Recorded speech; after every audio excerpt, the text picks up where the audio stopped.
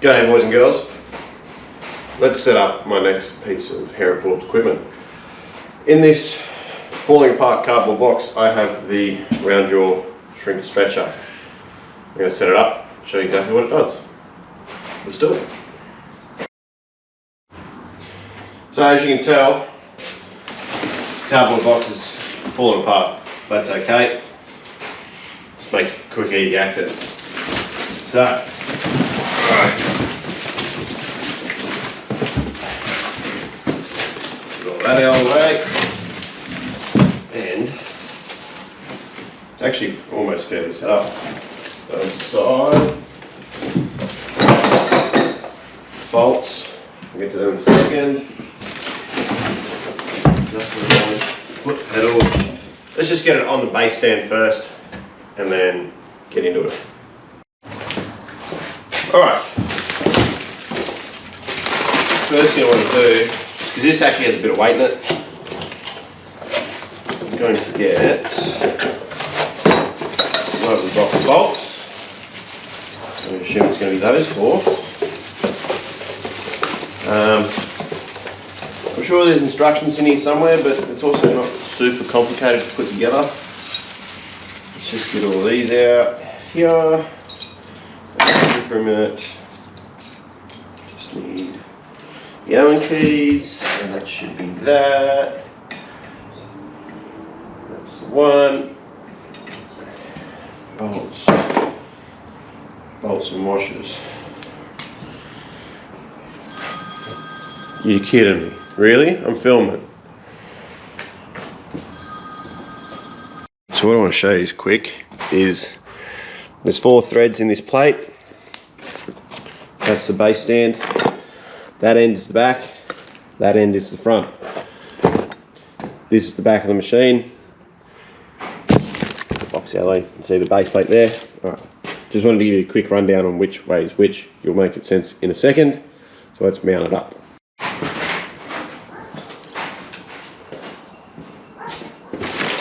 So, with 4 bolts and all my big strong muscles,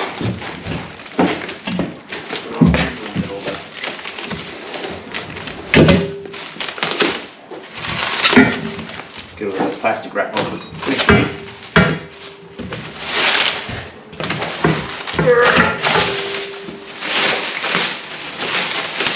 Over there.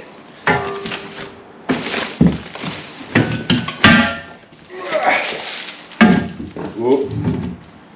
Those painted surfaces are really slippery.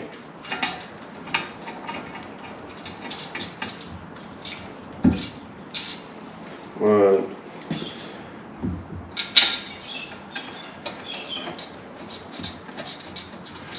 2 and 3.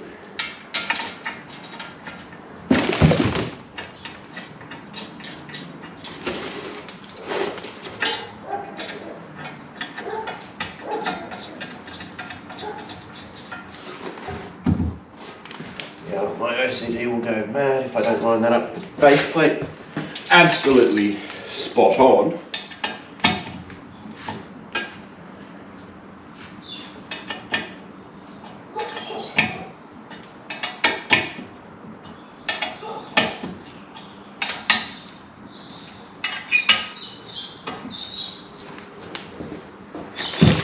You get the idea. I'll do them off camera now. Alright, so this is the basic setup. Comes with a post, comes with a base stand. What we've now got to put in is the foot kick. So that goes through that back hole there. That thread has an arm that comes up here.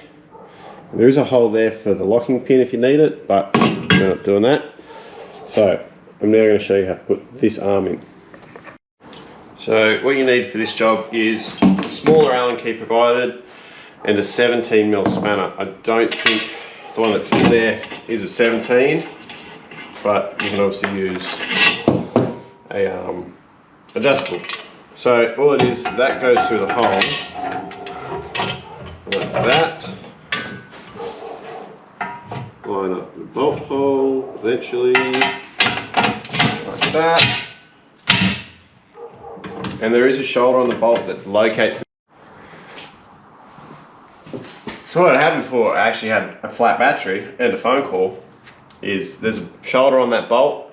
You just want it to pass through. It needs to sit in this side of the material, and then just nip up your bolt. You don't want it too tight because obviously this still needs to move. What we're going to do now is put on the tensioning rod. So it should be left and right handed threads. And that's that one. It's good. I don't know how I'm going to work this, both of them. Oh no.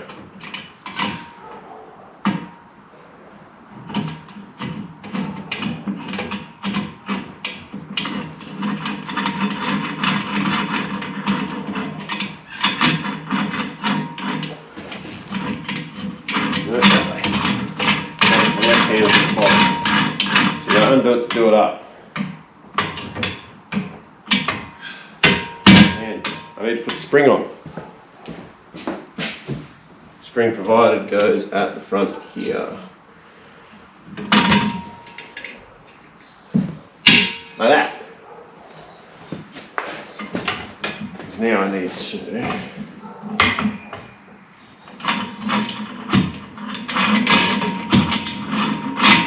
undo it to the point where it's nearly falling off.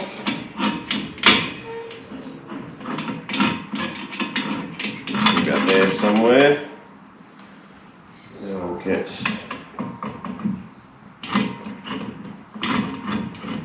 keep doing that up just to lay it up like that.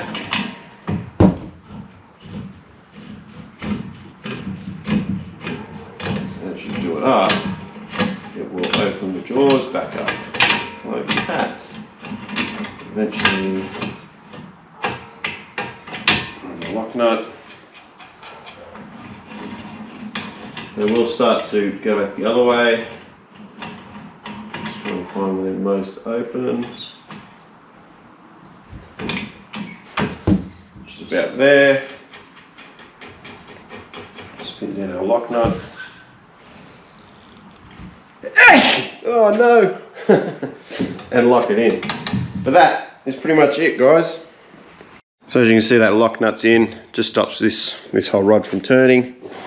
Just threads onto the pin down the bottom. Spring's pretty self-explanatory. Foot pedal goes like that.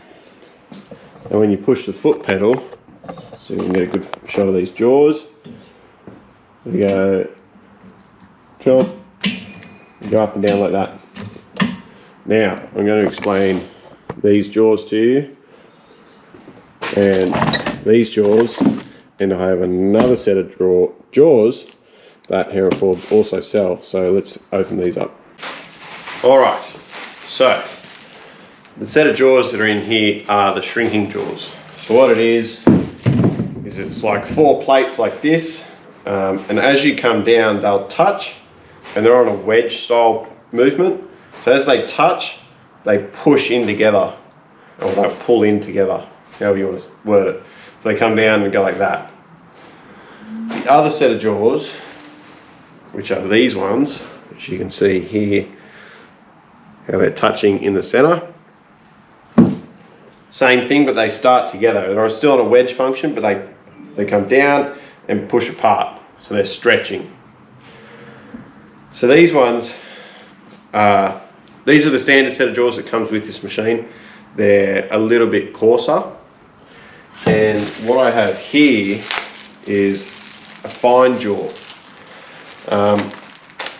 The coarse jaws that are provided, great for steel. You can definitely do aluminium with them as well. Just the marking is a bit heavier. It just takes a bit more work to sand it out. So these fine jaws I've got, I don't know if you'll be able to see the difference on the camera, guys. See how this set on your right is coarse, like they've got quite a deep serration, so they've got a good amount of grip. And this set on the left is quite fine. You can barely even hear the serration in it. So yeah, hopefully you can actually see that on the camera. So these just leave less of a mark as you work the material. So, same thing, shrinking jaws come down and pull together, stretching start, come down and push apart. I'll get some scrap and I'll do a quick demo for you. Alright, so what I've got, just a couple of little strips, don't worry about what's on them. We have the shrinking jaws, so as you can see that piece is straight. And as we come in,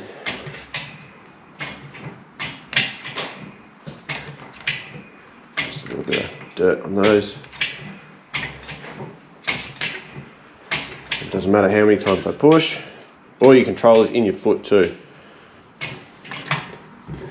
See that piece has got a little curve starting, so it's curving in, so it's shrinking, so all this material is curling over like that.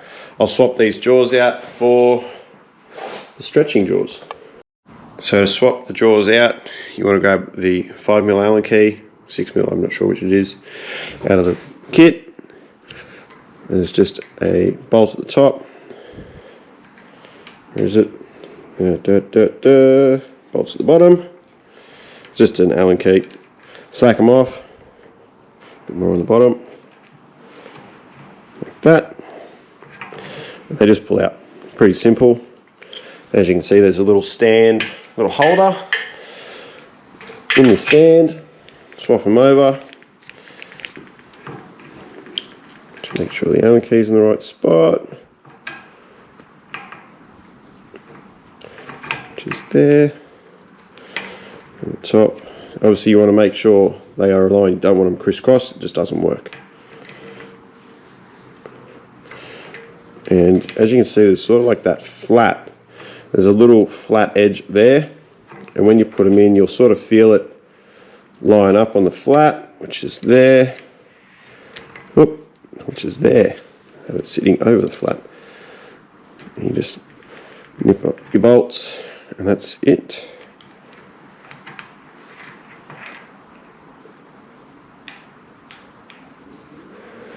And so yeah, swapping the jaws over is pretty simple. So now we'll get our other piece of steel. Again, you can see it's straight to start with. Now this is going to curve the other way.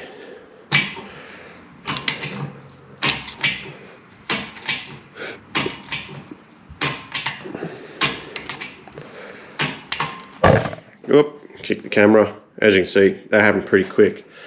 Let's compare it with our other piece. So we shrunk here, stretched here. As you can see, they're curling away the opposite way from each other. Now I can stretch this back out.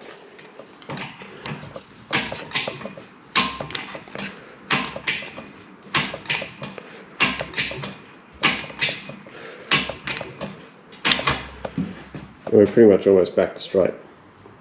So hopefully that gives you guys a good explanation of a shrinker stretcher. So guys, that is the Hare and Forbes shrinker stretcher. This is the round jaw shrinker stretcher. As you can see, the benefit with this machine is not just the upper moves. Hopefully you can see that the lower jaw moves too. They actually move evenly on the inside. It's actually really good because it's an even pulling surface. It's not trying to leave one fixed and the other moves to it. They both move evenly. There's not much else to it, guys. It's a pretty simple machine. It's a very useful machine, and it's probably one of our most used machines in my work. So yeah, go and pick yourself one up if you just want to start moving metal. It's so simple to use and you can do so much with it. You can make a crown, like you can shape panels with this. You are restricted in your jaw depth, but so what? You'll always make it work. You always can. So let's leave this one aside. And maybe we open up that crate next.